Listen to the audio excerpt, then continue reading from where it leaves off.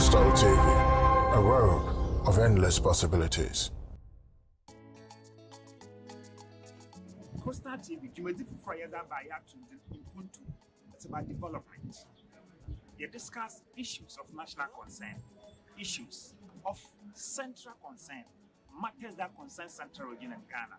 Mpontu Sama offer Capus, baby will be a Mpontu Sama offer.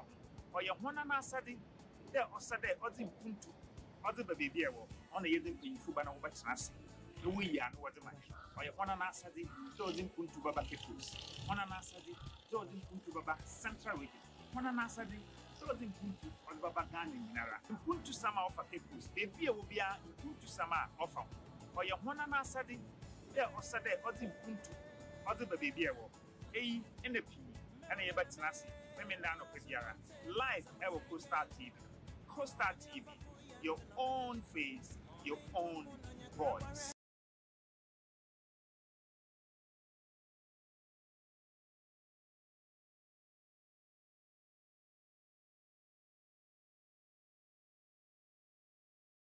TV, your own face, your own voice. And I am a member. The women be a yan, the Jumaza, Yatum, Mpontu. It's about development. And as a baby, will be a Tiamo, China, and Wakwa, Coastal TV. And then women, in some people, why you want to home come concerning your holiday, or your holiday, they are naming offer, or your farming. Other baby on the Yadin in Fubana Watanasi. Coastal TV, Jumedi Fufrayada by Mpontu. It's about development. You discuss issues of national concern, issues of central concern, matters that concern Central Region and Ghana. Mpontu Sama offer na yɛnhwɛ me bibia so onko yɛmfama yɛbɛda wase da no pay ɛhwɛ Coastal TV, your own face, your own voice. Nda yɛ memenda nti memenda bia no pa yɛdze dwumadzi a yɛato Mpontu ɛna yɛdze brɛw ɛwɔ bibi biara ɛwɔ biara development. Nti ɛnda Friday na yɛ holiday ne nyina yim da Ghana ha odu Farmers Day da yɛ holiday nti ndeda ɛna yɛ Farmers Day yɛka farmers on kyerɛ sabi ekuafo nkoten daabi wɔn a wɔdɔw wɔn a wɔkɔpo one a what to nam, one a walk honam, one a win and more, one in our cajon, and that will constitute or your farmers. And send that, no, you want the papa, and the Dania canina boma, na or ye 41st, and conquer 41 was started Farmers Day. The doesn't see ewo Volta region, ewo who na a one knows when you are on some okache.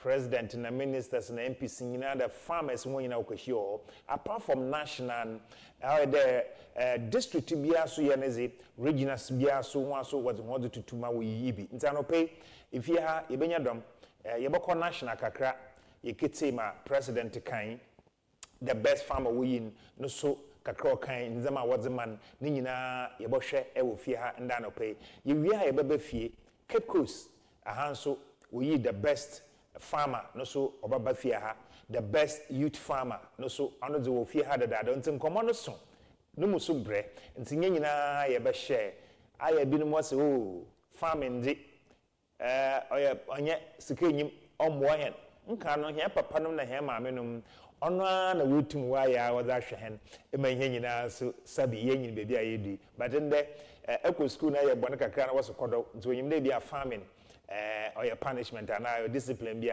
on for shimba. You win national best farmer when you're 82 years. Was why you're farming for more than 40 years. And see, I tell you, in the homo be 82, man, we win the best farmer. And Zama was the man and natural or super papa. And see, I have a Coastal TV, your own face, your own voice. And see, you're start ewo national time no ko nti yeko national na yakwa start wo ho Mpontu na yezabrew o send the president John Dramani Mahama ono na no wo national ewo Volta region producer control so why radio quickly yanko na yanko te nsama president John Dramani Mahama oka che kwafu nyina no nkoma onyi Ghana fu nyina di endeda ewo Farmers Day occasion and celebration at Okrodo El Volta region. Yeba, Mohobia, Yazbotiado. The one and only, undisputed, class prefect of all presidents in Africa. Class prefect of all presidents in Africa. Eyesu, MFA.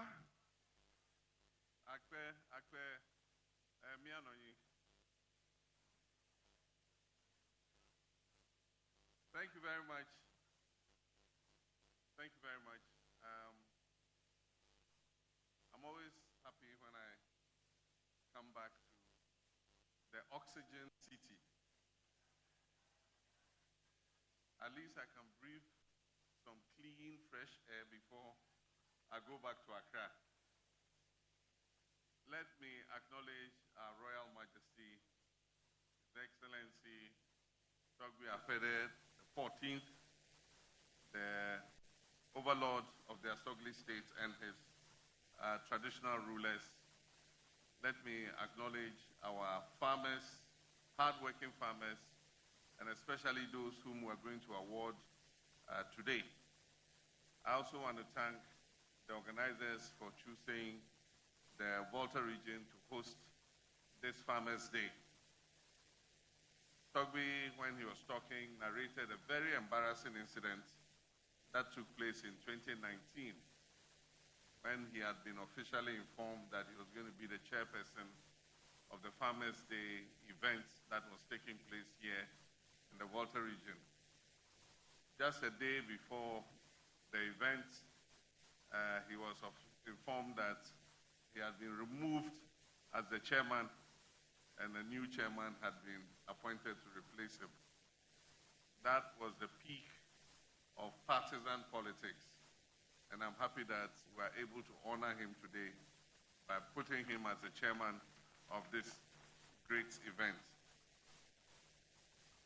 I've been to Volta region several times since my inauguration as president, and I have assured the people of the Volta region that as long as I remain president and the NDC remains in power, we will make sure that the Volta region always gets its fair share of the national cake. Recently, we launched the Big Push program, which the Nobody Cultural Troupe was talking about. And I must say that a good percentage of the roads that have been put under the Big Push are here in the Volta region. The regional minister recently made a tour of all the projects that we have awarded under the Big Push. And he has submitted a report to me, and his report shows that the contractors are on site. They have finished setting up their site camps, and indeed most of them have started the work. I'm sure that by the time I come back here next year or within 18 months, most of those roads will be nearing completion and we'll have the opportunity to commission them. Aside from that, we're also looking at the extension of water systems, and Ho particularly does have a problem when it comes to adequacy of water supply. We established the Adidome water treatment plants, and we finished phase 1 and phase 2, and the phase 3 was to extend the pipeline to bring water to Adaklu and to Asogli. Unfortunately, over the last 8 years, that was never carried out. And so the extra water that should have come to Ho is not available. And so we're going to continue the expansion of the Adidome water plant, and we're going to extend the water so that we are able to increase the availability of water supply here in Ho, the Volta Regional Capital.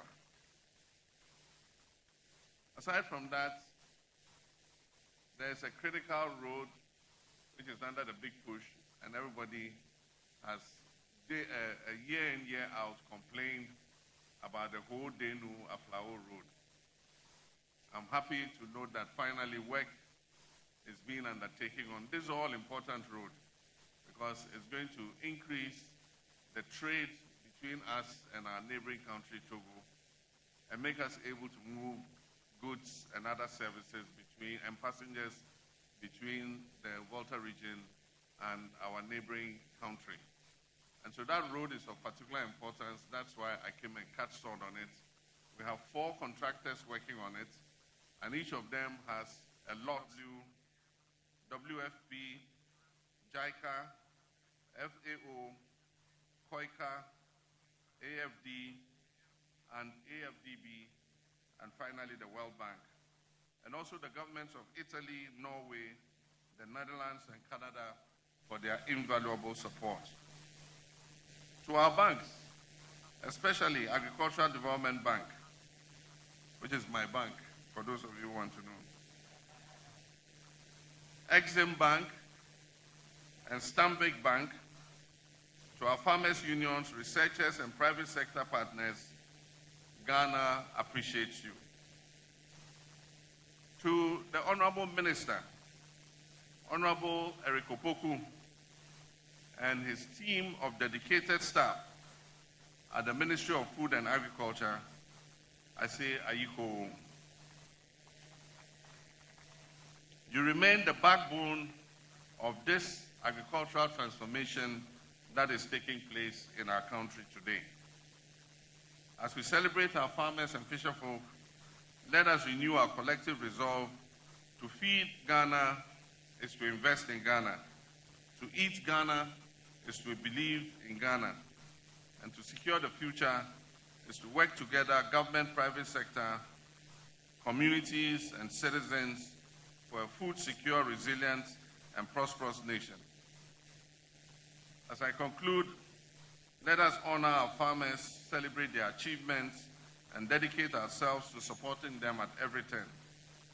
And so on this occasion, to all our farmers and fishers, I say, Ayiko, you are the real heroes of Ghana's progress. And so on this day, I have the honor and privilege to launch this year's National Farmers Day. May God bless our farmers and fishers. May God bless Ghanaian agriculture. And may God bless our homeland, Ghana. I thank you. Thank you very much, Mr. President. Let's give it up for him once again. We are grateful for your powerful message, assuring and reassuring. Okay, so President John Dramani Mahama and the Farmers Day ukubuya no fe dama and also when you on some okachre and see it was successful. Ngofu pin win awards. Nimpa winning the best, the whole nation Ghana 2025 best farmer on when you're 82 years. Yankwahe no so ma osiwo na yamre sesia. The overall National Best Farmer 2025. The overall National Best Farmer 2025 is an 82-year-old man from Kweu Afram Plains South District. He's been farming for 44 years. He has 1,000 acres of cocoa, 293 acres of mango, 30 acres of cashew, and so many more. He's from the Eastern region, and he will be getting today 1.2 million Ghana cedis. 1.2 million Ghana cedis, I think is 120, 12 billion, sorry. And he's from the Eastern region. He's getting, and he's also from Kweu Afram Plains, 12 billion old Ghana cedis. And the cash is here right now. And he, the winner for the overall National Best Farmer, is Openyi Abraham Kweku Edusei, National Best Farmer. He's 82 years old, and he will be supported by the management, the Managing Director of ADB, and the Managing Director of Sino Machinery. And he will be getting, and he's supported by ADB. The check is supported by the ADB. That is the National Best Farmer 2025. He's also getting one brand new tractor. He's getting power tillers. He's getting motorized spray, and so many more. That is the National Best Farmer 2025. Opening Abraham Kweku Edusei, 1.2 million Ghana cedis by ADB, which is 12 billion old Ghana cedis. That is the National Best Farmer.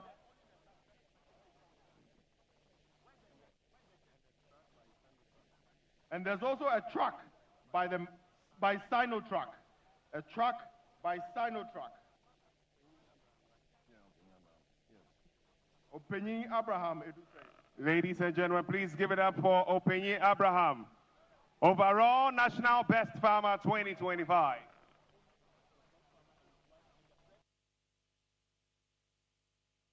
So 2025 National Best Farmer wa Ghana.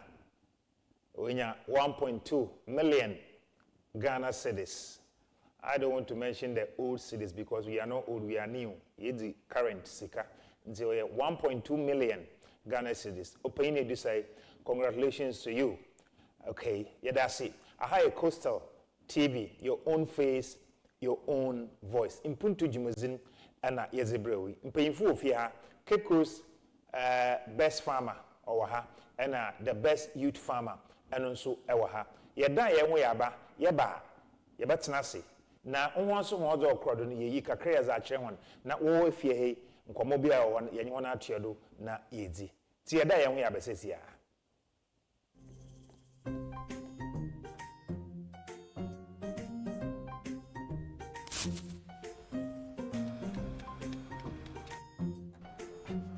Mido, Ghana Biana. I'm going to be able to do everything. I say, baby, shit. Mangashi.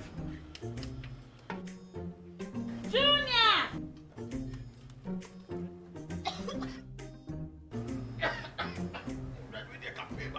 I'm saying so enough for me, do you know? Sister Cospa, it's a winning gas. I'm using the why. Why?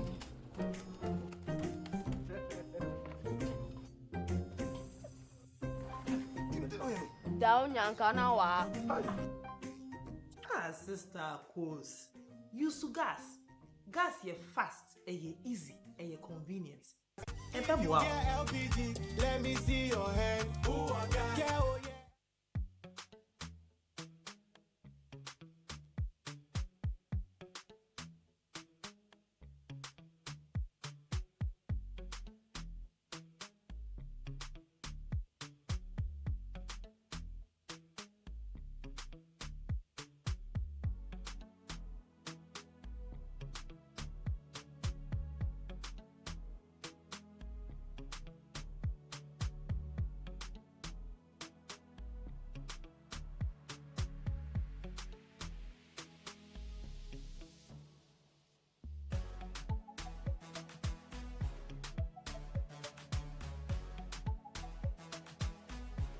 We sell gift shop, a place you can rely on.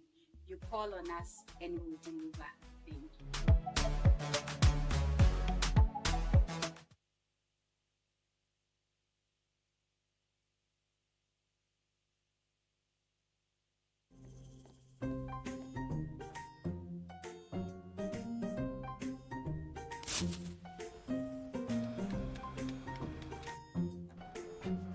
Mido, Ghana Biana. I'm going to be able to do everything. I say, baby, shit. Mangashi. Junior!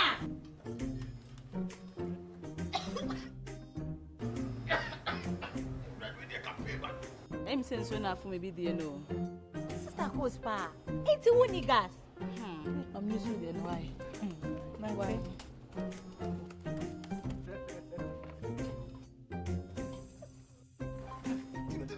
Down Yankanawa. Sister Cos. Use gas.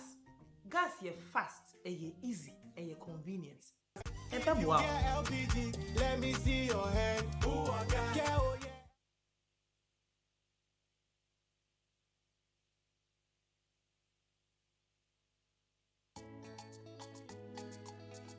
Coastal TV, Jumedi Fufrayada by Mpontu. It's about development. You discuss issues of national concern, issues of central concern, matters that concern central region and Ghana. Mpontu sama offer KAKRABA. Baby will be a Mpontu sama offer. Or your one and asadi, there or Sade or the Mpontu, or the baby on the Yedin in Fubana over Transi. The way and what the man. Or your one and asadi, those in Mpontu Baba KAKRABA. One and asadi, those in Mpontu Baba central region. One and asadi, ɔde Mpontu ɔde baba Ghana nyinara Mpontu sama ɔfa Cape Coast beebi a wobia Mpontu sama ɔfa ɔyɛ hɔna na asade dɛ ɔsade ɔde Mpontu ɔde ba beebi a ɛwɔ eyi ɛna pii ɛna yɛbɛtena ase memenda no kwasiara live ɛwɔ Coastal TV. Coastal TV, your own face, your own voice.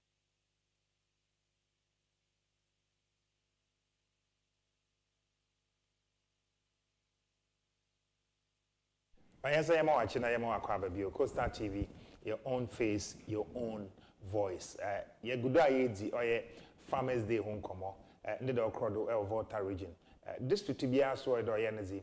And then region for so much why hodi. Ya national yaba as my President John Dramani Mahama Kain, the best farmer 82-year-old one, Mr. Seidu, Nanyama was my no also papa. Yabe fieses ya.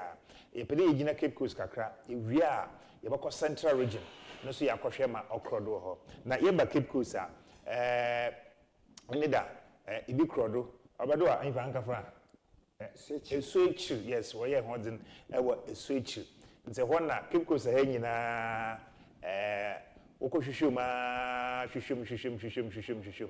See, waka farming the most music I'm kind. It's not by Kwafum saying there are people, farmers, wanna winyan and more, wanna what do, wanna walk up, they are farmers, and when you know what can home be. It's here come one in Abuma, Nanda, woman Yana, Yizim order fair man. Never Cape Coast did the shushum. We opinion or KOFI KAKRABA.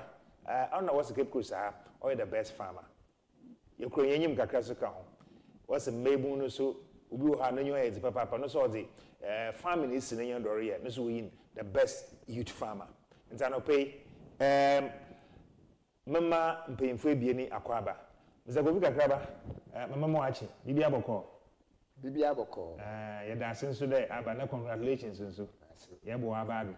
I am. See, Papa needs home come up. Okay.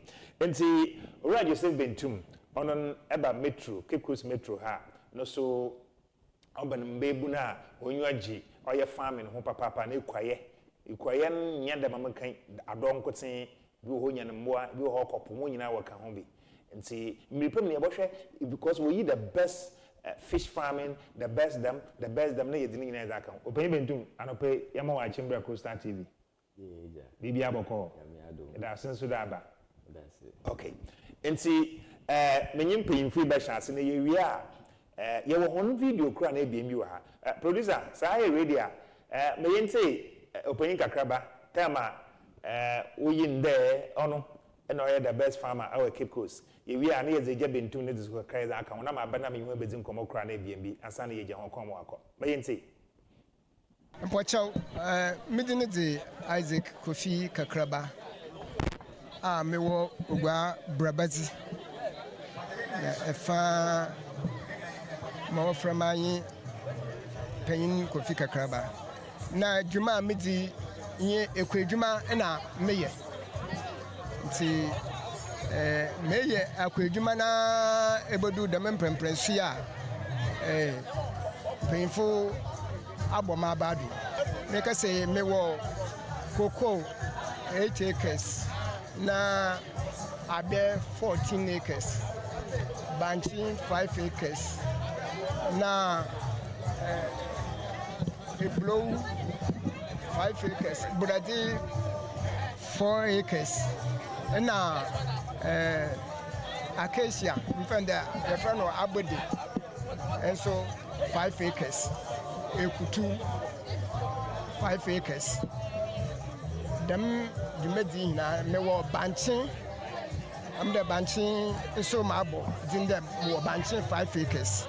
Odi kan meda oye nananum nanyi empanyfo a wo ba dwumadi hina meda hona sipi wo ababoda wada ede ne wada na meda me extension officer atemensa nso ase wo ne nkyerɛkyerɛ a ɔda akyerɛkyerɛ na dza me ka kyerɛ nananum na anyi mpanyimfo ayi dɛ mmɔkɔdo na maye edwumaden aboa ɔyɛ Uguaman another Cape Coast Metro today meyo okwafo panyin ɛwɔ ha na ma kyerɛkyerɛ ma obiara ɔyɛ ekɔ adwuma biara na mo hyɛ ne nkran so dɛ nso ɔmmɔ mmɔden na ɔnyɛ na ɔyɛ nkakra na yɛhyɛ asa yɛbɛdu dɛmembere obi a ɔbɛka dɛ ekɔ adwuma ɔnyɛ mfaso no na mentena ase ɔnam dɛ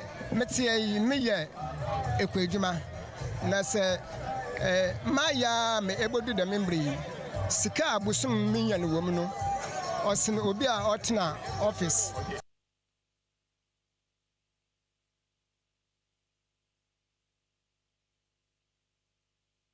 Okay, so opinion KOFI KAKRABA, Kekos Metro, the best farmer. Yababa na me na about drink komo kakra. But answer and yes I yanko back na yanko he. Oh yeah, the best youth farmer. Ono so ha Mr. Bentum. Ono zi yanka krebi, yanhwa ka krebi na producer. Na ye medi nkomo. Wo haidi nkomo na no se ye di nkase.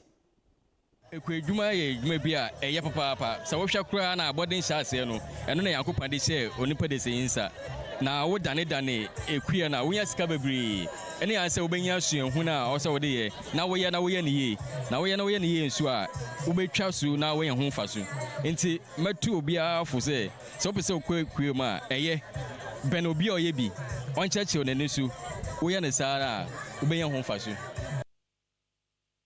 Okay. Enti openyin Bentum na openyin KAKRABA this ya be fi akwaba bibi aboko e da nyame ase me ncha simfi openyin KAKRABA do awo na the yat within akama e wo nyina but abetene he de o de yitum ye bi so yi na echechirum ye kakran so na ade ema hene na no pe within papa ya abati medin papa ye Isaac KOFI KAKRABA na dodoa ma wo from an KOFI KAKRABA na okay ai fi me fi brabazi wa brabazi wana me fi okay igwe brabazi wana fi okay nti awona wasi 2025 where you there ekwenya na djuma yeso nyi papa wo bo din da man abazi na obashe mu no kwari wo bo medinin miye enyije pa nyije kase beshe mu de ababo do tedam ababo ma bado ikwejuma ya zibia de ye yes nti mpanyimfo bɔhwɛ me ikwejuma na wo hu de ma bɔ mbɔdin na wo bɔ mbɔdin nyama nkoso na wo bɔhwɛ madi bɔhwehwɛ nkɔfo bebree ho adi asa na ekiri yenya krata de amina ababo do sedem no ɔdima wo first time ya wo tun wa ba bɔhwehwɛ a wo yiwo ana ebia mfibia wo twam kwan ebia ntum enwin ba na ehyem bi ana yenye wo first time nya my first time my second time okay obosho first time na first time it's na oba obosho no kori today my American wo konkofo bebre efu nti ono menya na me ya madwen de mo bombo na me so maide ma bo mo na ye dubatin ama ebrepam ni sa oba bosho abazina bronyi frɛ bibi motivation abazina o show nkran ana abazina o show nkran ma ede ho hye kwadwuma mu baya mfia hene na aye kwadwuma fa ne nyina aka homa hyese na me hyase no ze na me hyeda mfam ho nhye kwadwuma no papa na mom bitin dam dim ho hye kwadwuma mu da men ye adwuma bia enka ho ka ekuduma mde mfishia edonini nti sesi ya na yer ka ekuduma na ye enye edwuma bia bio 20 years ni wow ntai bazi no show nkran abazi no show nkran ma zo mo hyem da wo papa no na wo ye bi wo maame na no ye bi ko hu yanko bi da wa ye bi abazi no show nkran ma aba hye ekuduma mi wo fankasa otetemen na ekuduma na oye na no ɔnyɛ ne bebree te dɛ ma ame mmiri na ada ɔna ɔhyɛ mu kran dɛ meyɛ kwadwuma no kodo beebi no nes anenam ama nenam ne nyinaa no menya mfaso biara wɔ na meyɛ kwadwuma no bɛyɛ afiko efi ebien na mehu dɛ mmiri nya mfaso wɔ kwadwuma no ti kwadwuma no botum aboa ma metum ahwɛ bama ɔno na ɔhyɛ mu kran dɛ meyɛ kwadwuma no okay obi KAKRABA ya lazima ba ho na ya bohwe type of kwadwuma ɛyɛ ɛdo ebro ɛdo banchi kube abe abazina ya ntima ba ho na yima no so nkwa Bentum now also as a youth best farmer okay Coast Metro wow congratulations thank you now also awufi ati sorry ifi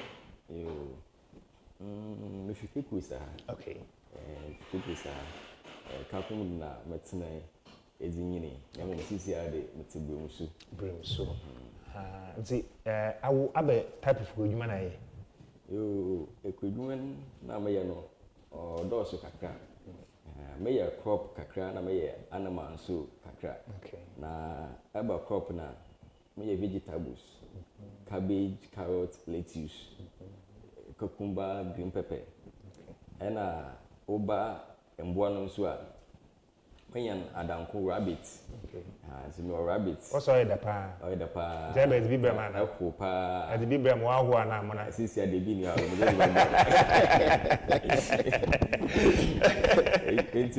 okay mo rabbit ho okay and am say anya nkokɔ so I have a poultry farm okay different breeds of chicken okay and am say wo Mpontu ni ndwan ani turkeys ducks onyabe papa eba mo vanda no bibia bi ho no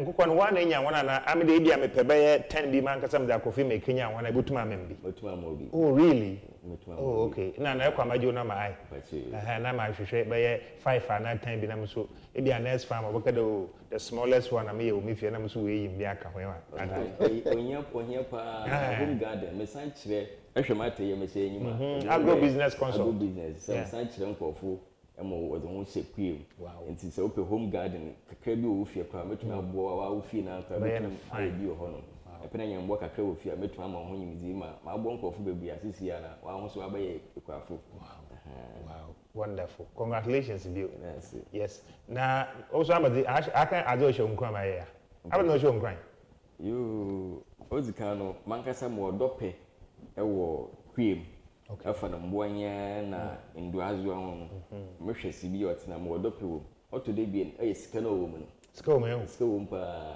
tena be de yewe eye na ye ne ya bi nya sika wo de me wow farming sika wo okay that's it na masama ba ho bio obi KAKRABA ija the Cape Coast Metro the best farmer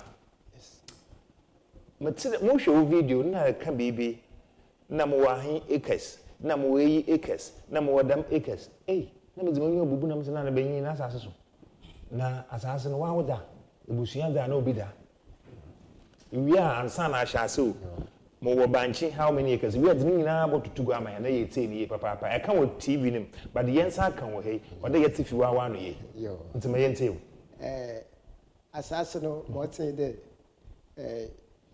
ye kajene dama na wa mo by the 4-5 years na ye juman se ye juman wi a ye no na itua ho juice edemo asase wura no ti damna asase no yesi ye yenyan wonyan enti asase ni na obrabezi wara asase no ye ne kase wo ewusi klom na ebisu wo efutu mampan na wo bisu wo jokwa asira nya bebi kro e wo bi wo ha wo bi wo ha nti fahimfo me ahadin abadin na ye wa ha how many acres na wo fahimfo mun kakra nkra na ye ntew ese ebu efutu mampan then how many acres abadin na ye wo ho ebi ana ye move na ye kɔ bebi fufuru bi efutu mampan no mi wo ekutu efutu mampan ekutu na me ye no wo na me ye Ekutuni how many acres? Ekutuni ye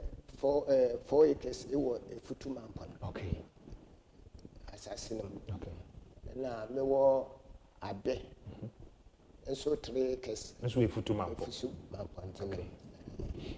Oni ye bien. Oni ye bien. Na ibi so wahin. Na me ba ewusi kroma.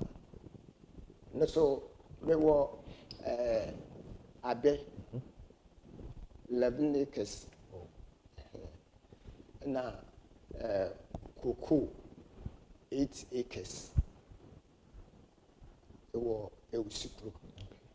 Abe 8 acres. No cocoa 8 acres. So ho ni nyina ezigbo ma yemfa na 16 acres na asase na ho ye cocoa na abe.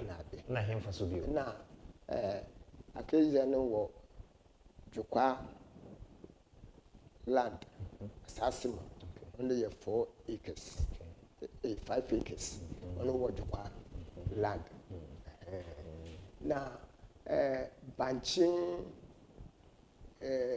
ebro na Brazil no oyaza yedua abia na ane ekutuna ye wobi wo ho a abeti de wo bai no obohun de abia no bi aye mpanyimfo mama ayede wato. Okay, what the nsafufu?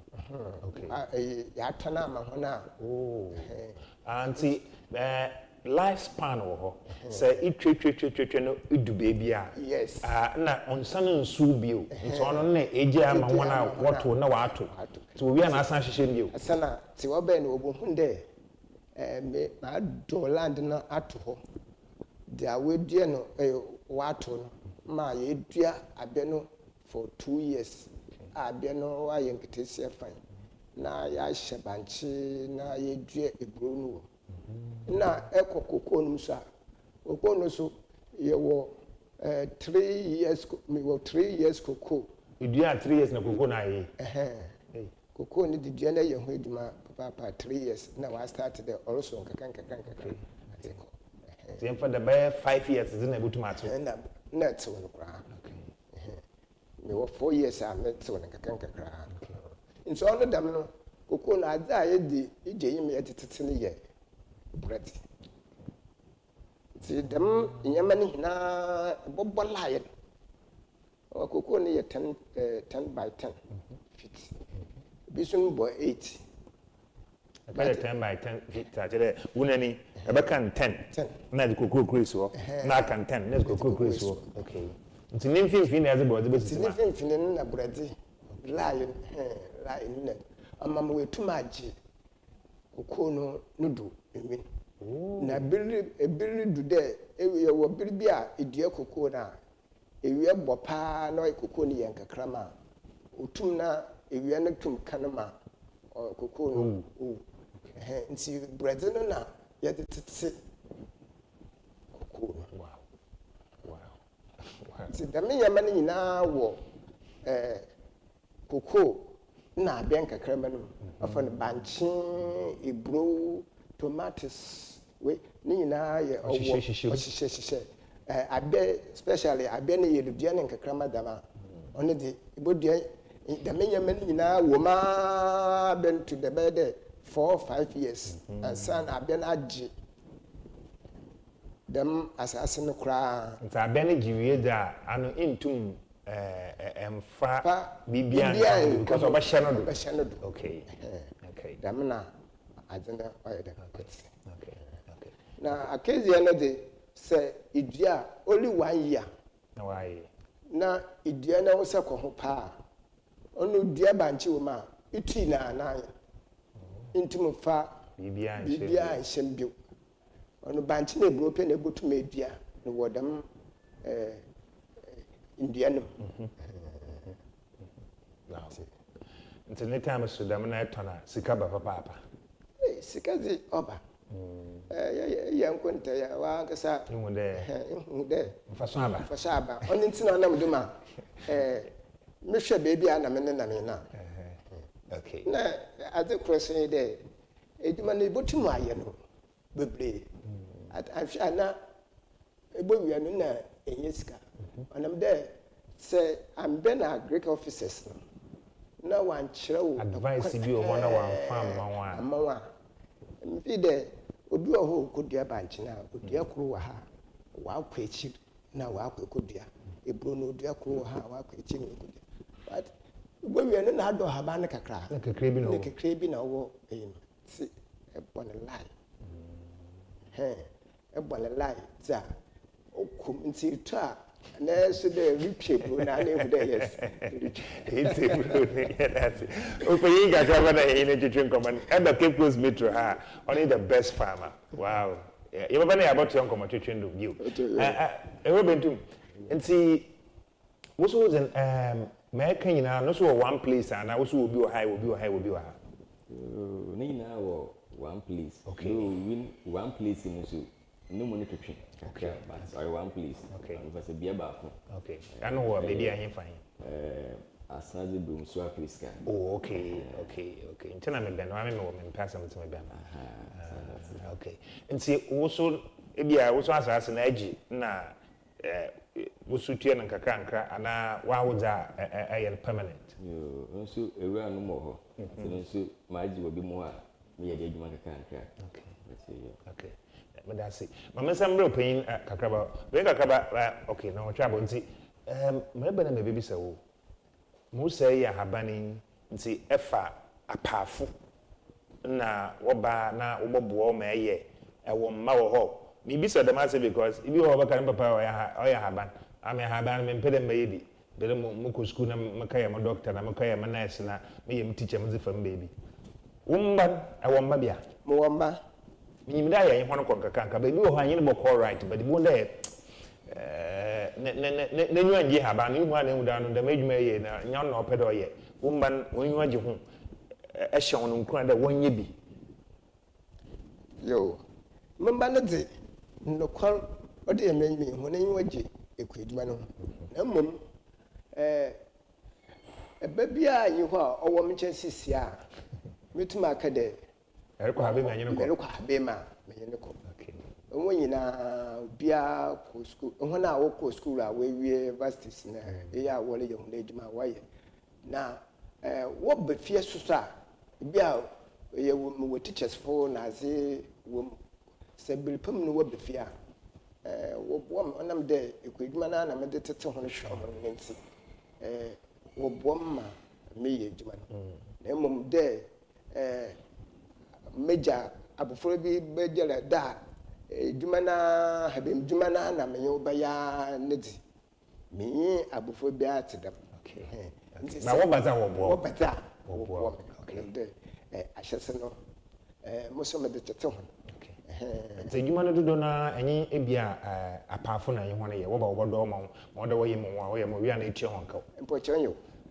me kwa habema me da apafo djumano especially build them middle koku asa tim kafa apaifu baby krodo semenya ne wo brabeze wa na ma kafa ne baby krodo bi wo bi di baye impa baye 6 and 5 obedi baye 7 days na mama ho ne dan na watim na wa do ho nyina wo wie na woko sa bia na mepeda wo do a na no so wa do na obande banchi na ebru no bebi a hone yan kakrama no one de mefa no individuals one me kwa be abaye impetu na etere na mde hono ko na mde one de efa hono kase na de hono ko guma ebe ne ya enyim hu na wonyim na enyi odo a obotwutwa banchi na ebru no ma wa ya uka sidam na misi me here aye wejuma yeah that's it aha KAKRABA TV your own face your own voice ye kasafa oye farmers day oye Mpontu jumazin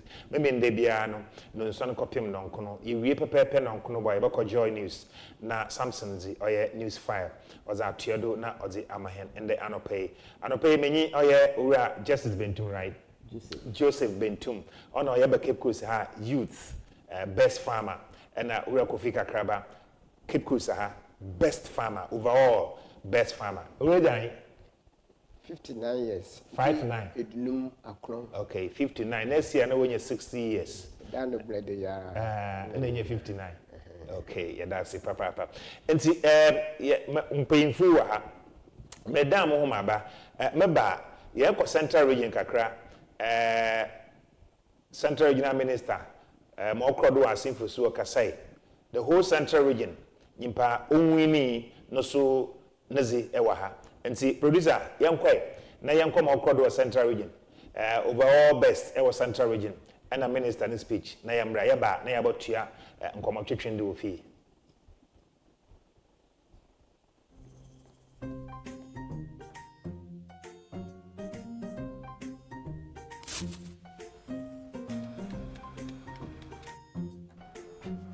Mido, Ghana Biana. I'm going to you about this every time I say, baby, she. Mangashi. Junior!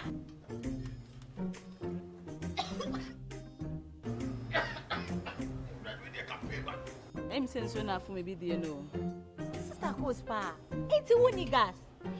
I'm used to the why. My wife.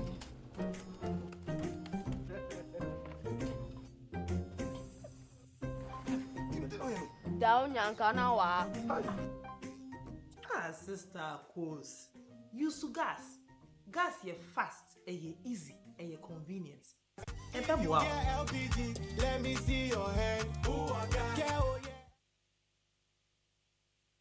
Ahunu bebre oye nzeme bia yananum yenyanum yenyankofo yenyina akuafo ye ba hare yen ntisha etsira sama ye duafi afese ya ye du oye dotodo eduanan ba kwin etsira sama oda ban de yembo mazin de ye betiza ye bi ogana ha momma ye ndue bi so kwabra ye hwehwe Ghana ne da chimpa ono nti se central rice wa ye mo na sa assembly mu ko semaye program na mo de China mo na mo do baya na mo pede mu go central rice Messi ayekwa ya wa package gari na adu wede seswe na mo ma yendua gobe ni emfa gari na adu nke kan ni yenzi ni godo pizza na ye boman na na chame masau ma akwa ya na chama ode onche libia na ma office bi KOFI land no buy.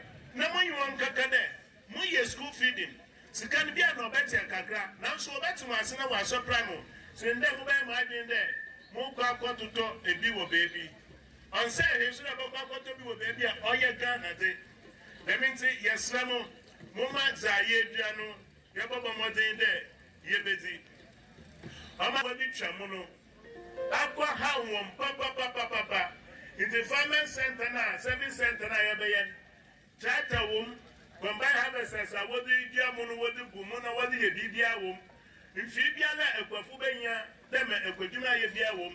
Naza, a bay pedoyeni. So at the bar, me had the champion who be a dice at one side. Because I could be nature BB Kakra. The mobile Yemen work at a day. A binum were used to no one check or say, yen to me, ye. Into also, man pay my master, orange bia, a fear yebo so me. No one should say now, quite tractors are. What the Baba, what Baba, now ye to me, ye farmer center. No, who got no way and get it, no one minute, I had the papa. Now, what no, in the Yanibina once while we did them obey. Mofrabano, what Pumuday, obey ye. And I want one thing quite a sack and Sunusa, this to be a way. Now, once why and one, not a buy one to everyone. And what gets it, no, you may know. I tell you, I buy in the bed, I bend to do. I buy pede on my Bebun way, a band up is a banaba, not a band overshot that yet boy, yes, a cow who buy. Them obey a young cotton and cocoa, young 20 baby ember. Name her, name check. That I'm saying her. Now, switch and make a day that I'm saying, I'm a no so for soon and interpret. Mawaya and the Wolu to Coco, what to Cocoa, or be a then Wolu to what to go. Now, what she said that I'm saying, no Coco put the word to be in a battle or end. What about the way, bro? Why, I can't see no Biluko Diamo. But then the move dear was Suma. You soon want to Galamse way. Them to none of your best remo. Obiri to me fi baby kakamba on mafa or dish na sasino or to galamse kake. I didn't know a bushafu say. I didn't know Nanam no be movie. You better say, Yanana or Mahin. Your Bob Wayan na abai wa chede obotu dama galamse semiase. In fact, abai kada me and do a film a good dabi. Never audience say by your father. Yenin to do a kujuma say, Nemom Yaba Chede, Ye Kujuma, Obedina, Ye, Mapa, Adamahen. My baby is paying full galam say once. Then you have na sooner you do your banching, sooner you do your one, my dear Nana galam say for saying it's a band. Your cross central region of Badu for soup. Now, if you so woman one, I chesn't be 1 year, I'm paying for one, or if he has a mother, my baby someone there. Abazi na unyan abazi ena wadzema hwan ntini na so ye bo hwe na bibia nso akodo na odzi amahen aha Coastal TV, your own face, your own voice. Open kakraba mamambra wodo na nimbisa wo Musa kan sisi agalam say odzi Ghana nyomo papa baby a wan haba wan bibi tidam nho wadwene ho baby ama haba wan ti I want to galam say no undu ho. I like that. So new for me, you never get a eating you also Rihanna when I'm going. And then, what's the walluty? You mad, dachi. Everybody do. Okay. For now, undo. Okay. Okay. When go back to Central, time I won my awards in Kakran, the best farmer, Central region. Producer, no so Obia, the best farmer, our Central region. Okay, okay, Binum Suna, ABI, the best, Minister Normal Bisu certificate, Damara, and see, Equuman, no yet dead. Okay, yes, Central best farmer, you want to anything about you. Okay, no so, Nazi and I was a man. Now, according to a reporting, the best Central best farmer, no, 62 years. And also from Reverend Ishraba Kweku Livingston of Igumwa Ekrapon Gumwa West in the Central region. I don't work on the best. Yamanala 62 years. The best farmer. Yes, the best Central regional farmer on in. Obado asim fosu nti oyesofo Reverend Ishraba Kweku Livingston of Gumwa Ekrapon Gumwa West ono oji the best farmer nti no so kakra ye wonyen ye danasi. Congratulations to Bibiara also within dia ai uncle ta na ejuzin na ba se kana wadima won na wa nti wa woda nti wa dia dan chechemchan Akonfrana was the mam near. Ababodo, I thought there. Wabo about it. I want to the reigning champion. Now, or Obuho. Okay. And see, I don't know the time. Only time. Okay. No, Obaya handing over. Okay, wonderful. Okay, so now, Mr. KAKRABA, and also, Originated Fedama with TV. Congratulations once again. And now, my member, the best youth farmer. Now, one more about it. You mean about no more? But that's it. Woman afraid. Oh, really? And woman wheelbarrow. Woman flat screen. 14 inches in school. Hey. And woman African cutlass. Spraying machine. Okay. Any boots. Oh, okay. Wellington boots. Oh, okay. See, spraying machine, cutlasses, Wellington boot, TV set, fridge, wheelbarrow. Okay. Wheelbarrow nyaka. Morning. I'm saying now some more boma. Would you manage to my now? What by inspection or what? And some woman that made you manage to me. Obey inspection, obey interview, I show agronomic practices. Okay. I can never do a way food, I can never do any one. Obey interview, Kakra. Okay. So, painful questions are something that more do 2 million. Ning na azimwa na fi abasiboze wate dem no wadamo aya maba panyin wada mingina wodi bi wonyam wo bi fi oye be a minister of food edwuma wo ye na mim dey farming na ye it doesn't matter whether inya na mbo ana ekopo ana edo ai wonya mbo bi fi baby dama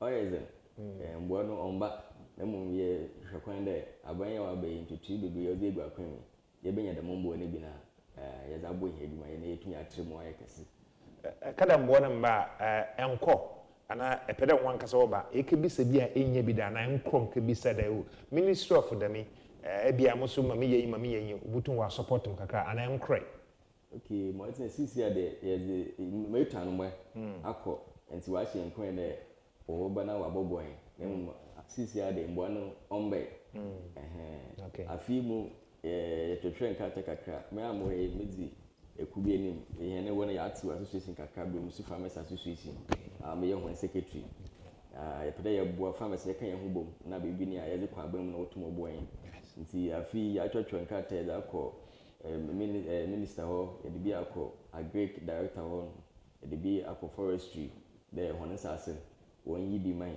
ampa forestry ye kwa forestry we yin sase bi da wo de mama ye hwe be 50 acres da wo bobo hima ya yede djuma wa ka kire nsase ne yede nwe hu ti akada yede members ne ko na fi wa ya ban fufu ya we nyini afi mbo ne fi abem bobo hen na ntu yontum yendwuro do na edjuma oda ye but nya ka se ko gyan ya ho azen se yin free a ya ho azen ntumi ye bebre nti se bi se ya ye pedam mbo ne na ama tema asase wo da dum yetum ye siesie do kama na ya do edjuma nti minister na MP ni when aso tinye edwuma zida ombe na ombo boyen yaze bi koma hen penyin raga kekusnof MP oye mbo this year brain fertilizer kotokuwa yi na association yada na se nti ye hwe kwan de wesna boboyen na yetumi atre it's like Eric saying I'm wish odin there's something pushing you apart from a case kabia na bibia na want to but there's something pushing you like habana na epede ye mbona na epede nya ho there are people motivation be you want them akada wo sika no push you them and there's something behind it as well and I bibi kan wo bi me da say sika ni ye osansu amo exposure ebi na ndem ti so ma anya na mwe na ma anya ke ebi kwa nka na menti ha na wa the whole campus na wa mom best youth farmer edwuma na no me ko di da kwempensi and sika wo mu the exposure wo mu ye hwe kwan na the whole Ghana no ye betre na ya kwen na enyim na ye betino na campus nso ye kakuya ye dim akotin ana ye nkwen bizifu okay ye hwe da ye beko ye enyim na afi ya boa mebu na wo campus na afi we tumi etu ehia se e campus okay there are so many opportunities here okay yeah that's papa we KAKRABA mamre o da na ye ntia do na ye hwe wo so mame mbisa odamare aye nyambo bi kakra nkra de fi ebia ye farming di ye pada minister of agric ana nyambo kakra bi fi baby ba na ni nyina wa hodena and what it's Mr. Mayor mbo wo koko na ekwafo no na ya kan yan ho abom ya koko ekwafo na ya kan yan ho abom ya ye cooperative ti ono mbo a waze ba ye bia fertilizer liquid na fertilizer ankasa ibrid do da koko ekwafo no fertilizer na ndura ye ze bodo a ono ti wo brahim bi na mum ma woze ba no yan hina na obutum aso ti wankasa na ayeden apebi daiden ade aka woze ba cooperative no ezinam and so association wo brabadi de mi e wo adwompaye cooperative nso no woze ba cooperative no and ezinam na yeche kakra benye bia no wash the size of the farm na woman until you use no asa bit there koko de mi say koko ni so na itwom na ebo bedura ono ebirepam bia no boso kakra ma wa kapem tema ni season ne bede obokoi nanyi I say osuho wusu na ewia mboma ewia bo ndukoko num na asa one di kakra baba hu bia na mboba ye wo mboba bi ti da ketinti ono extension officers na wo wando when you wo koko no de da abibia bread to be no botu waye na eba na ebro na banchi na ade no so a ne so ehu ne so extension officer bi ti de hene ho no atamensa na oye extension officer o hwe hen elia so no de mi hia ebro wa pede o so ntam na oye ya na editu na nyima what pe bia ba odama odaba na aye juma no da ye juma no wi a na ade etu Bentum boy him them. If you saw how I appear, now what I can say, I got towards in a when Yenya and Waka. That my face may miss away. I own the Bibiano, your season. Ghana had it, Yama, Yabaka, Ibudio Banchon, just a raining season. Ibudio Brew, just a raining season. Bibi Budio, just a raining season. And see, also in the man, Anna, I will come be a fadu, over baby irrigation. Ana nsuto na watu pepepe ntumi yebio ana wo nsu ho a wankasa anytime ye ntumi due we bro idue obanche idue bibia na de nsu gudu oni di mi nsu ho nti ye hwe season e bro de mi ye wo tema izidua nsu ni toko echiru nsu anto anko echiru what's up bakan nti bro na yiye e botu de due na he mpe na ebie okay na banchi de ebira ta dia onye only 2 months pe na banchi no idua na se enye bebe oye kokwa na oye ya no ontum enfifili papa ma bit de banchi ko dua banchi wo May June ti ni fifiri na obefifiri ne kra no hyeda anye okay nti na nche June so na nsu to bia nsu ne yetu pia on pendem nti wo fifira obi oye kwanye bia no obohu de ye wo ebira bibi wo wa isuso no oye kaspa nti se isuso to dem atum wo baby o wane ye level Ghana nsu botum flow nti banchi ne fifiri no oye but busuma wa kani na no ebotum ya edua banchi wo dem time ya ye wo me edua banchi a obotum efifiri correct na dry season ne bia wa ye we du be the 3 feet and the even the 2 feet going no ho ba che na kakra nti March April no de so be pepe na start okay banchi odio how many months banchi de nto oye 8 to 1 year. Okay, no why ye. Butum na onya 8 months busuma watcha. Butum it to be but now. No 1 year. Okay. No ho ne ye banchi bisu wo ha. O depend banchi ndia no. Banchi ne ye what banchi ndia ne taps in bebre. Okay. Bi no ha oboantam no ho ya ha.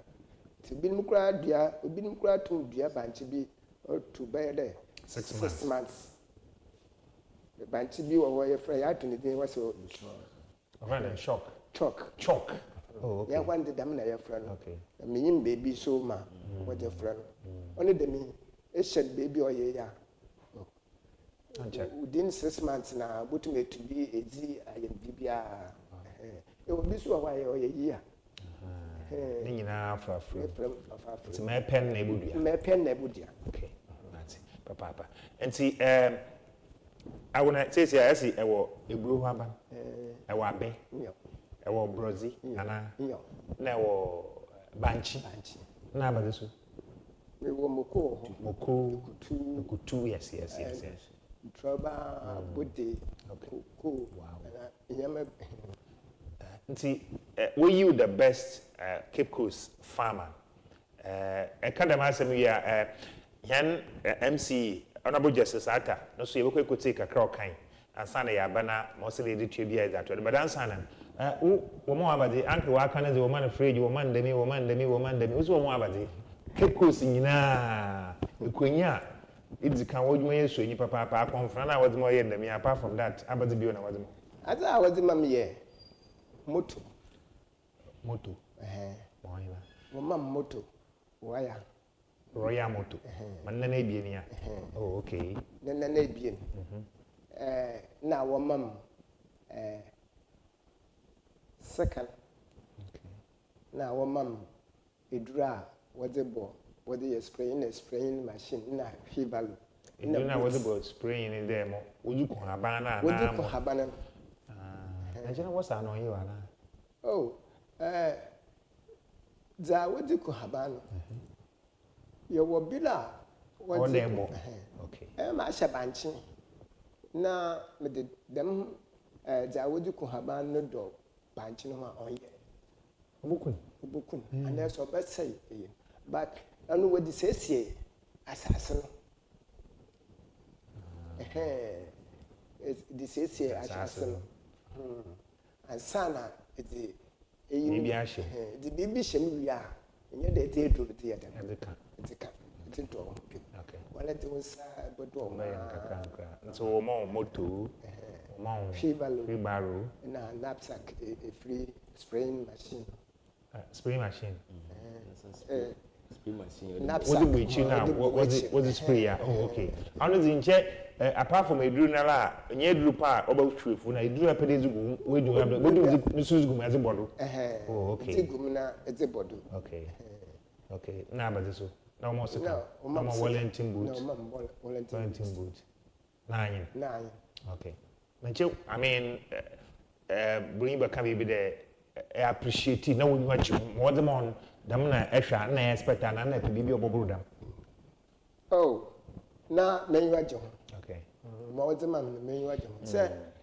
anti wonya ma wodi mo ni bi wo mo certificate so yo na wo moto no so fofura wonya ma wodi ma moto fofo nti an na ndezi be ya na oh ma fa anje njo ndezi ana nyim sa da nsu akaye na wana de crofie mo my brother KAKRABA bi na odi crofie onye mabba ya otena ho okay oh odi crofie oda wachi okan wacham kasa ofi braba di komu bush one owal before that ya one before that oh that's wonderful ibenya as papa metro best farmer so ana moto net na da wo mama tena da ahwe nje bofo mo yawa adi wala nyim no uti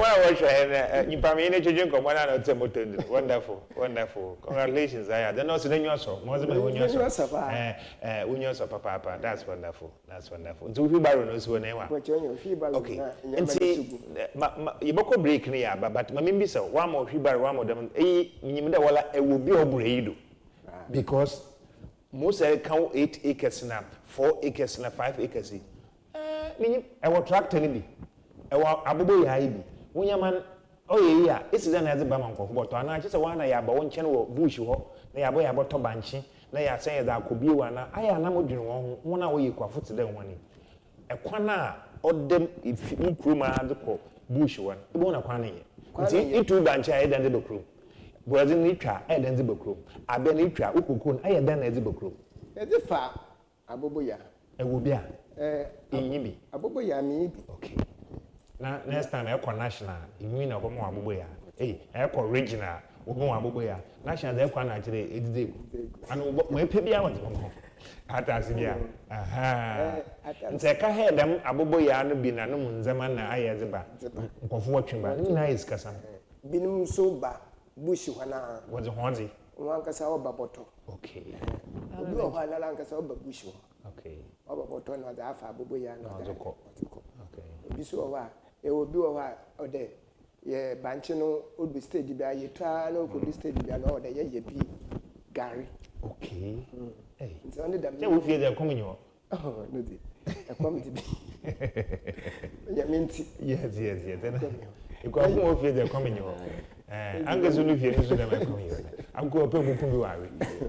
Uncle Offender, Rabbit, your piano, I bring a biawi. Tenacity, more come imagine number. What's the man? Minyaga, Mr. Bramari. On it, what about? 2 times. And many American will be out with TV. One from my mother Tamaka.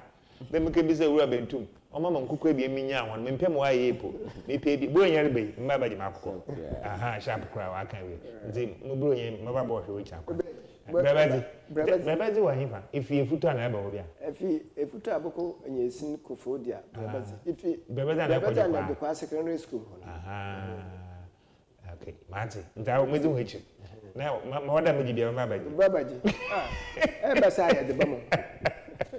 Hi, Costa TV, your own face, your own voice.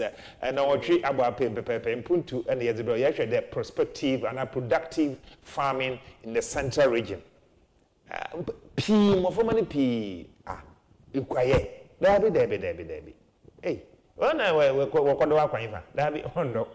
And so walk now. I call you guardian Kakepo, being free, share baby, I will do. Let me see, Bentum came.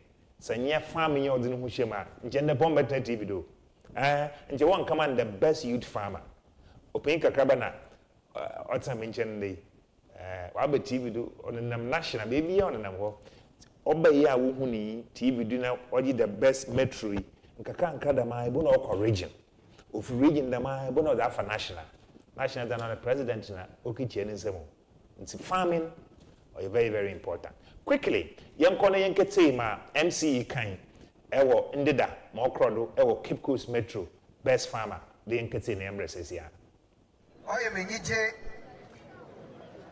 na anhuwa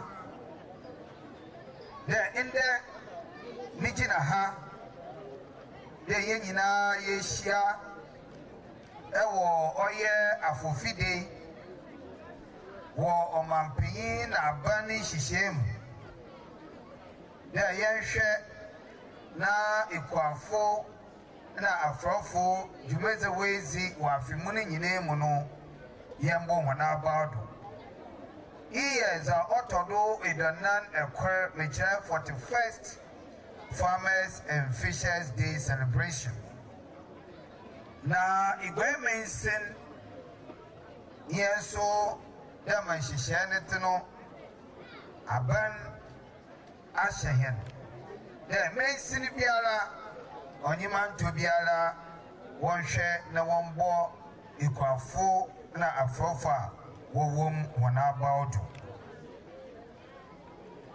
na oyenyi jesem because oye afrofo na ikwafo ye impinfu bia wo omani mu a yentum yenyi wona akwa Portuguese say we are to celebrate the true heroes of our nation, without whose hands, sweat, and dedication, there will be no food on our tables, no strength in our bodies, and no future for our children. Se kwafu na fofo nyiwa, yenya iziban ewo oye heno ponodo. Yenya ahozen ewo heni nyipedemu na henemba wonso wenya dachi ewo oye omanimu afi ensampo a odado mayeze ye oye ikwafo na afrofo wona badubo Portuguese was feed Ghana, eat Ghana, secure the future. Now, oye asamukeke. Nemum ojina omanu nenyido azuhodo. Na omampin nam oye neswafa oshe. Oye nyere kweye samduno. Oze aba de yamfa indi intenzi. Oye afi Farmers Day ayeriye. Na yesensu yi fi aban nenyi da zuhu kese as a government flagship program for agriculture. The theme encompasses a holistic vision for Ghana, where food security is not just a dream, but a tangible reality for all. Yane ekwaye ejuma na yane free juma. Sisa minyuke se omanulu kwenye menti ya pejem kwato kasi miyasi ya modernizer. Usande minyuane kase yan nkano na nche yazi adar na asoso na yazi ejuma. Afi ye pejem akosir ma yazi abrefu efiri akase abaka ho iti se na nkano se yenya ndoba kakra nde onam efiri azawa abaka kanwunti ndoba no aye pepre ma yitumumpo oman Ghana yenye bi yako yazoko amanaze yako cotton yen emu yen ebro yene Brazil ayi hunu wahano oye yene banchi yene bayer na ndoba okaka hunu yetofi oye yene kwafo a nwala daman doba na zamani nyinara no yetum yenyefi oye omani Ghana mu na yesi oye bebia oye oman Ghana yezi sika ashemi ye a ogwo ma yene sika sam no otum ochina brani se yesansu yezi zanya kasa yedua na oye ekwafo no wedua na yene nuanu afofo no wako waka kape abana ogwo ma yitum yama ejuma osaneba ahosaneba yani infrijuma ya won wo mani monosono otum okonanyim na oma yes kasam so otum ogina oye omani mu onko amanaze yes it maintain wealth within the confines of our bodies na se yakare yenzi me yeduan wo mani mu na ya india ma ye won wo mani mu maya pa chanye de yanamba wonen da ache na yaro bon ban waza mahen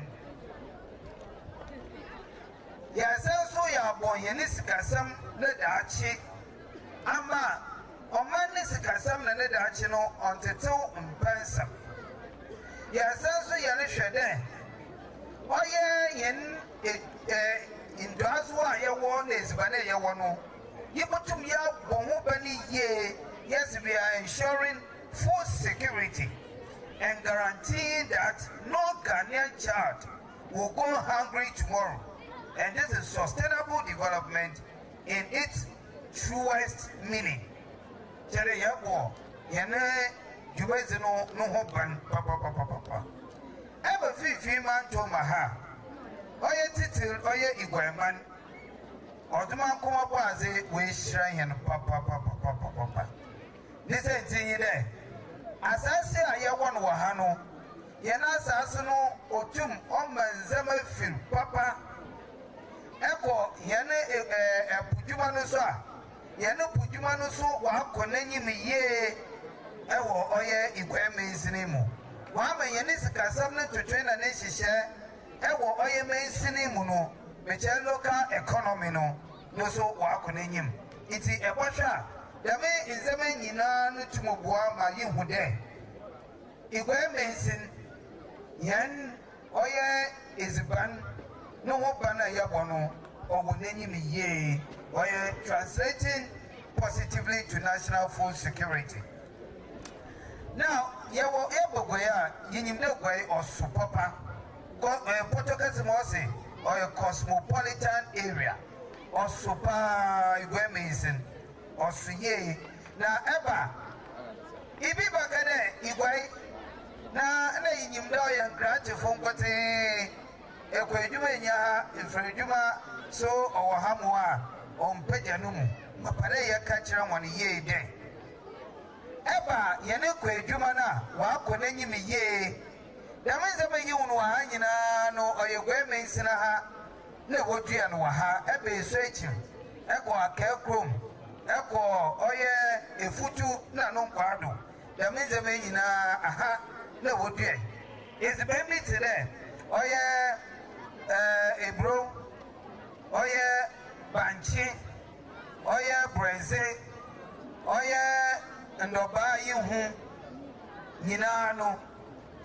Oya boko, cabbage yuhu, carrot, cucumber, nini narano, igwaha, ne wodue, ewaha. Eba hasa, yebenye bibi today. Oya kube, yafan coconut, rubber and citrus, nini na benye bi ewaha. Eba, yani gwahasa, ebone yan frafo.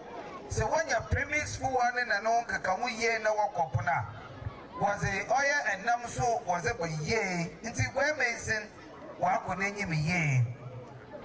Omanagana weka jina biobi you more there. And you put ye one woman in Ninano Yene oya is bana or the Yensaka Ninano or Yeni Yinara the Yensaka. We have challenge in respect to insufficient food supply. In the Wama, Oyana, yes, the annual so Akadan day. Yenes Banon Swingen. In the Yansan so young Krabi, Ifi Amanaze, young Fambra. Only a Hawkakra, no so or the Hawk, what is a visa? The Buddha is the annual Dadano, Yansanka, and as a Peda Yenya President Dona. The one of President Dono Yansanka. Nana Chairman. Now, abandon ne Jubeza Ozido. Yafan comprehensive agricultural policy. Oshe, the Feed Ghana programmer.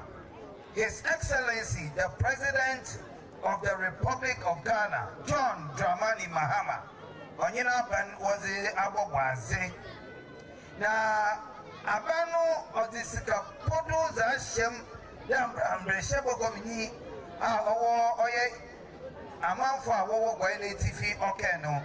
Government is investing heavily in modern farming techniques, providing access to improved farm inputs and expanding agricultural infrastructure and facilities with all the aim. Yeah. Yabo Buama, Oye Yen agriculture. Wetum we peja na enzama yakrano wetum wa bufum. Obasansuwa wama izibandudu ode yenyano yetum yansaka. Na wama oye yeninu anomno na yenyetime mufono yana pumizen etum akosur. Na ebegwaya because of that yen agriculture yepuno tumpuninti ye launchi as a fund an 8-year development plan for the city of Cape Coast. Now, 8-year development plan no, which in fair watching Mpontu no mushisheno, wa agriculture muno, food security, na agriculture no mpocho. Zozo do ewo 8-year development plan no, sentia, in the yama ate ewo fa, often ikwafu munejuma na mfafu munejuma. Supply subsidized agro inputs to farmers, facilitate access to agricultural financing for smallholder farmers, promote irrigation farming, establish Yan MC Honorable Justice Arthur no so ended the Kakra Obado Cape Coast Metro Farmers Day na odenedi odichen Yan Ankotin Yan Omahini Osaberi ma Dr. Chrisiata ono so Omahini Fugua traditional area and our council no so okasa kakra ewo dwumazina ase yengote na yembra yaba na yabotu yankomo no.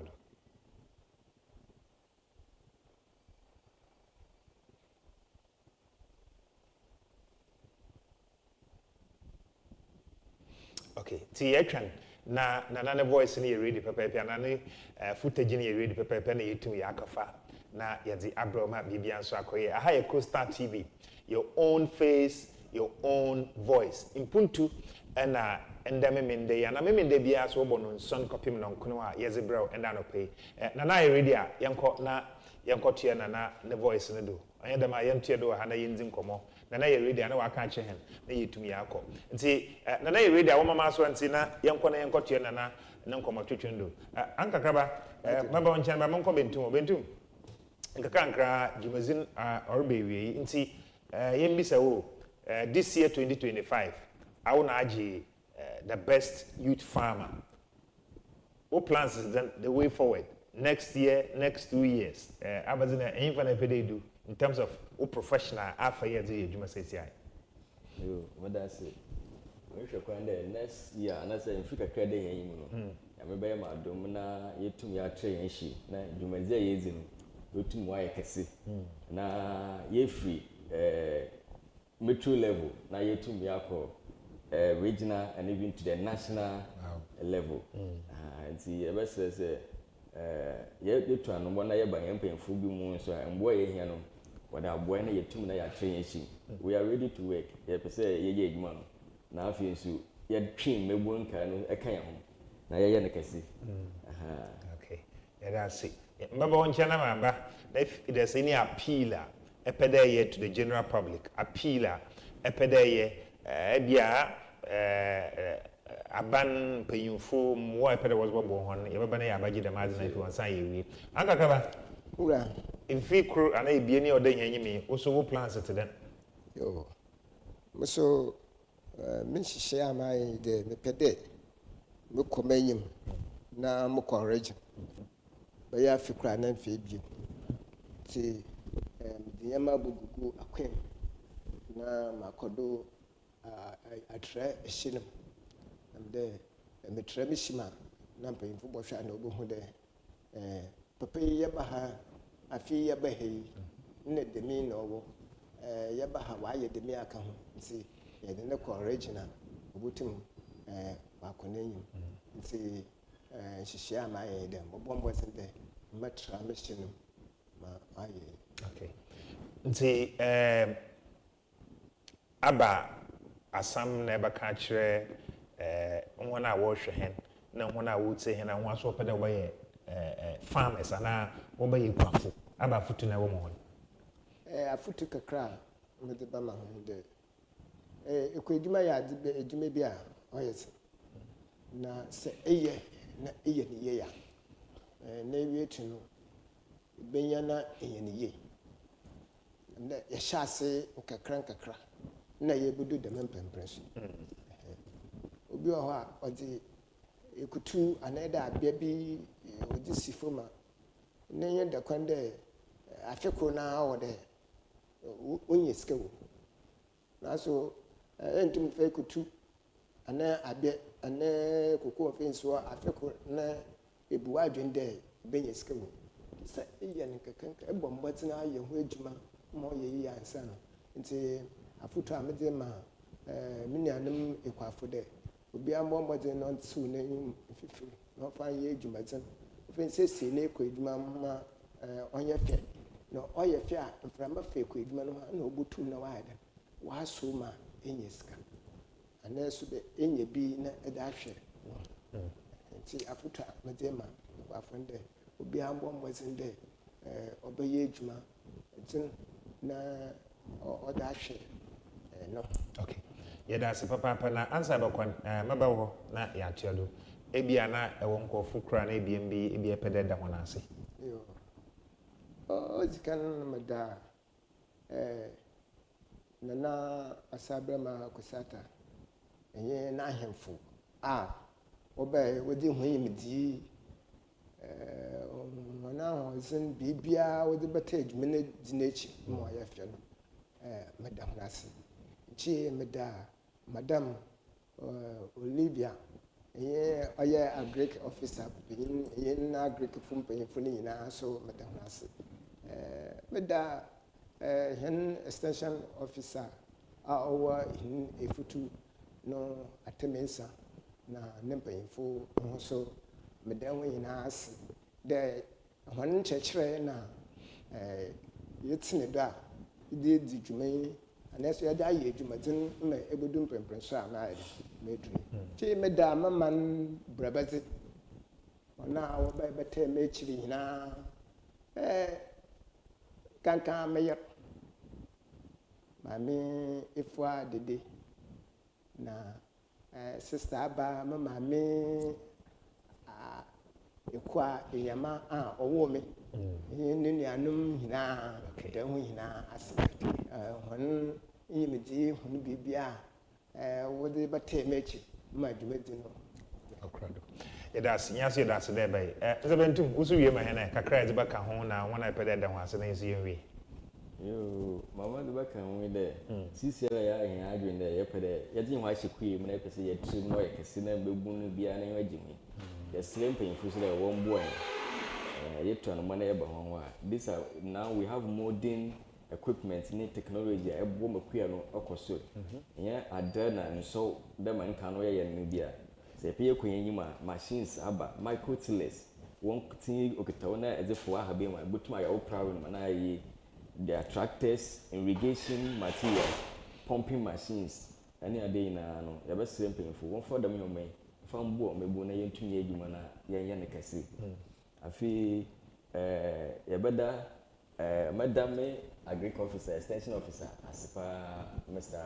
Asari he's very humble and then church or the church on my base and good agronomic practice we yende e fato ha e ma yen dey or church or bo meduma no okodo na fi ada empanyfo a wodi dem farmers dey yedi wo hwe bibia okodo na oseberma bisata na empanyfo nyina metro director of agric any agriculture penfunya Mr. Philip and Charles Madam Nestina unya haida wase na fi megusafo better mechi so Madam Nase Mr. Free better mechi Pastor Patrick Aite Ogwagwa Church of Pentecost but then as me beside na eda kojo kwanchi but then as any me won kafo but then as pa on no support ma eduma no behind every successful man there's a woman, very successful woman as well. Georgina. Okay. Yeah, that's it. You fancy na yeah that's the one by. Yenwi me pede you could say Osaberima Dr. Kusiata Ugwama hene okasai ye wi a ye bokọ national best farmer no so kakakra ansa na yaba na ye djumadi na ye zakọ ewiyi aha ye Costa TV yenko se mpemfi ne amra ye ba abotue no ozi kam de wa nyina ase de wa boa ande djumadi wa kodo fe ya bo ya batina ya bati ne yesua kasa horo a wa ka kire nyane obeye de ya banfa asam ko de dembi ya za tu yan etikwa na ya twin kakakra ya za bo ahia ho odam ya ina sitina ebe sa ebe titi ebe sa ya hu ya be ya hu pia ba ya be bi nkafa abraham otia bien ya ba frame azawa ya chayeni ibinum wo adwin bi de se eyekwenyi anaso ekopa na sebe wakana awon kan na wa be yehu ya tase de ohia papa de yam yati yawo ya be she ekwayem na yati yawo aboa afariye osade aye jumadan enye tibeneza ona ide sebi iwa de ru na se nyina ya boa na mo o hia papa suye de mampefu akan ezema pi wo wa se ye bia no ha aban so banya sika oja hwe zama kokoro de dem bia no so to sinu wo Ghana ha na se ezibana ebotume bia no ha yeti in our own environment o ye krasin ya bakran na se ezidam sika ya zokota bia ye here bibi wo hospital sika ya zibakwa akwata dro na bibi ni ye ju to ezibana ebotume bia no ha ina ye so ya mboa my governance on body. It's ideas in Biara about the negative aspect of farming and fishery. What my and then let Biara or my baby paper. Because I hear to questionable, able to be a dear baby, good and dear baby, and I won't echo, put a pressure, or KAKRABA, tomatoes, KAKRABA, wait, man, able to, I told that I wait, man. It's what my angel, they hang in a KAKRABA. Now, I don't know so I am a fair, I am a down. The schools are Sierra, 1 hour, show one. I need to put there where I'm a garden. I would know, hey, Mamma dear, Macahomia dear. I am French, that actually say, I hear from Bo, now a garden can grab it. I put it no but my power, it's refreshing. I wear a Humban also there, if you watch your video. And so, my young friends, I'm up with a dear day, yes, sure one. More monka, your KOFI. Now, yeah, got and that. Only a family in Juma. After this is said, they have a man.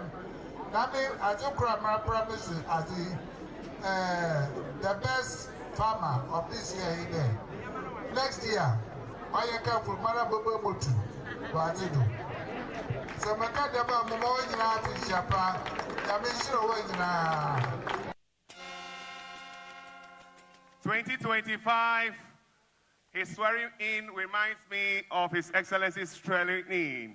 Let's have your vote of thanks in 2 minutes. We beg you.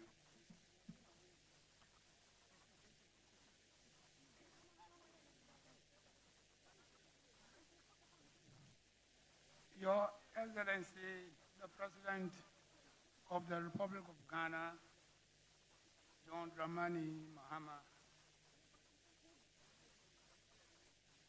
the chairman of today's occasion, Your Royal Highness Tokwe Afede the 14th, Honorable Minister for Food and Agriculture, Mr. Eric Opoku, Honorable Minister for Fisheries and Aquaculture Development, Mrs. Emilia Atta, the Volta Regional Minister, Honorable James Guno, Honorable Ministers of State, Honorable Members of Parliament, our esteemed sponsors and partners, Nananom, our distinguished chiefs and queen mothers, invited guests, fellow farmers, members of the media, ladies and gentlemen.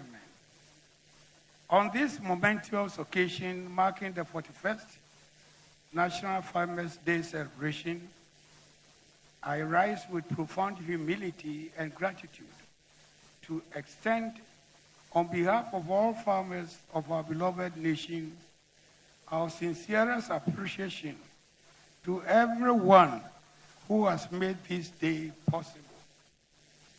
First and foremost, I wish to express profound gratitude to the Almighty God for His gracious favor, divine protection, and enduring blessings that have enabled us to gather here to commemorate yet another National Farmers' Day celebration. Permit me, Your Excellency, to express my deepest appreciation to you and to the government of the Republic of Ghana for sustaining this noble tradition of celebrating and rewarding the tireless efforts of our nation's farmers and fishers. Your continued commitment to the advancement of agriculture remains a beacon of hope for us all. Your Excellencies, Mr. Chairman, ladies and gentlemen, I think permit me to make this statement. I went into the agricultural industry almost 55 years ago, and I've been in the service since then. It was immediately I left the Cape Coast University in 1968. And during the early ages of my journey in this industry, I won many awards, district awards. And in 2009, I was honored with the Eastern Regional So, National Best Farmer. Yes. About 55 years ago, I was in a shake with him. And then the National Best Farmer. We say congratulations, Papa, the women National Best Farmer. Eba, Central Region, Obi so Reverend Livingston, congratulations for being the Central Regional Best Farmer. And then Cape Coast Metro, on the CCI in Komohan, KAKRABA, the best farmer in Cape Coast Metro, and then the best youth farmer at Cape Coast Metro. You better win in Asi. Congratulations to you. Kodo na bibi area na dachi no home baba mfaso. On okadanche 85 and 82 years old man and obaji the best farmer in Ghana. Uran so when you 59 years. This is why the best farmer ewo himfa Cape Coast and 62 years no so we need the best Central Regional farmer. And nkakra. Yemfensi Mpontu Jumazin ewo Costa TV. Meminde bia nopa nson kopim nonkono. Emra so de yema hemudo. Mzinzi Malik Ramzy bada won nyina se de wonya mber na wo hwe hen. Ura Bentum yeda se de wo so ba youth farmer. And ura KAKRABA so ba yebada won nyina se de wo guda wo hwe Costa TV, your own face, your own voice. Nyame ya doma o de che na de sande meminda yebasane yaba na yabo tuedo. Yenko na mo ho bia na yemfa tuedo. Yedase. Costa TV, Jumedi Fufrayada by Mpontu. It's about development. You discuss issues of national concern, issues of central concern, matters that concern Central Region and Ghana. Mpontu Sama of a Cape Coast, baby will be